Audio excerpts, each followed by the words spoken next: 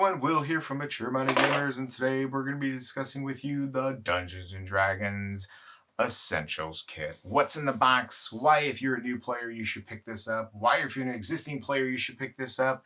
Let's take a look at what's in the box and see what is essential about it. So first off, you are going to get a whole bunch of these cards that you actually have to kind of punch and crease yourself. You have to build this little box for them to store in. And this is just a nice little way for you to share the information about maybe items or equipment that your players might uncover, like amulets and deafling and status effects, blinded, what that really means for the characters, just more of a kind of like a visual representation. Again, magic items, charging of the storm. So not the best quality of cards because they've got the punch on there, you know, the perforated edge. Not a huge fan of these. The actual cards that you can get, the little kits that have like all the cleric spells and stuff like that, now those are very, very nice. But this is just a great way to get your players started as a DM, you know, getting them back into the game, or into the game, I should say, kind of without overwhelming them with information. You just say, here's a card that explains it all. And if you have questions, let me know. It's just a great, nice little toolkit to have. And if you are, you know, teaching new players how to play, this is just a nice little pack to have. So definitely something to check out. You're also going to get a set of dice. Now this one actually comes with a plethora of dice, more than the actual starter set. So you get a whole pile. I mean, essentially you get 2 full kits, as well as you're going to get, you know, some extra D6s here. So, or almost 2 full kits, I should say. You get 2 D20s, 3, 4 D6s, you get a D8, D10, D12, and a percentile die. So, nice little thing there. You're also going to get a map of the Sword Coast. I actually loved having this.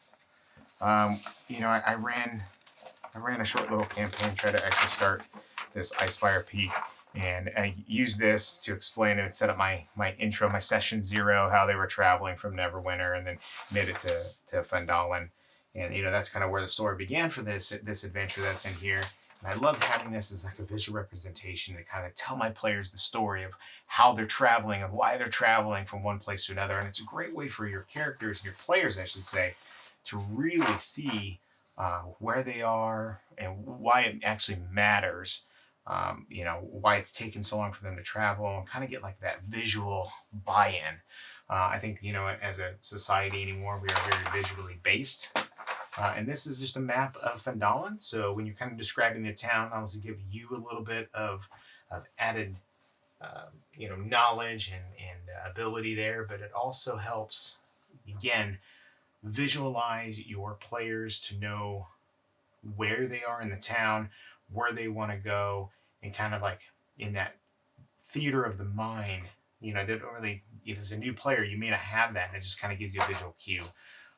You know, a very nice thing to have, and a lot of the newer books even have maps and stuff in it. So next up we have here a nice little adventure, the Dragon of Icespire Peak. I actually ran this for a group of my friends when I first, my first game as a DM, and had a lot of fun running this one. I enjoyed this adventure quite a bit.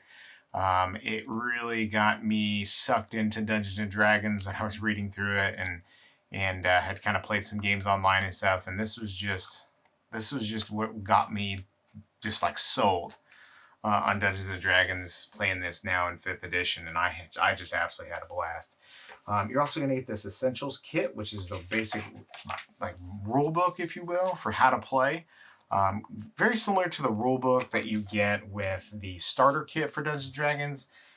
There's no real huge reason to buy both as far as like from the rule books of why you need one or the other.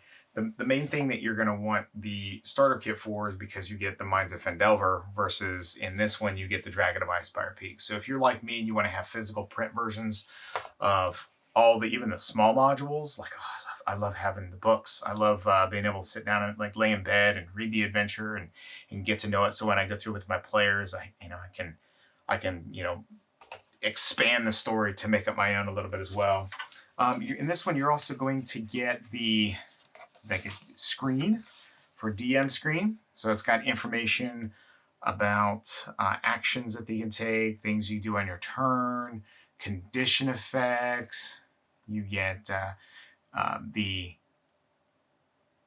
abilities like skills, like animal handling uses wisdom. You get like settings and a dice value, or like an armor class, or you get what the basic essentials are, like travel packs, or what cover is, or an encounter distance. And then on the backside, what the players are seeing is they're seeing this awesome art as far as like the travel, and that's going to be a big part of it. And then, they're going to get ambushed. And then, maybe not want to show you that, but there it is. Oh my gosh. So you kind of knew that was happening based on the title of the dragon. Plus it's on the cover here, but it's just kind of a great way for players to be like, oh, that's crazy, it's coming up, I did get this GM screen. This is actually the first one I ever bought. I liked having an actual thicker one. It actually does the same thing for the most part, but it gives the characters, I don't know, it gives the characters more like a different art on the back. You see the dragon here, the red dragon. I liked this art, and I just thought that was really cool, and that's kind of what I wanted my players to see when we were playing the game. Yeah, I like having these DM screens. I'd really like to make my own like wood one. I know that, there's these different companies that make them or whatever, but very excited to show you off my DM screen. And then, of course, you get the sheets. These are blank generic ones, okay? Whereas in the starter kit, these pre-filled and pre-made. So this is more of a, hey, you know what you're doing. You've had players play, like the starter scenario, and you're getting started and maybe even getting back in the 5th edition.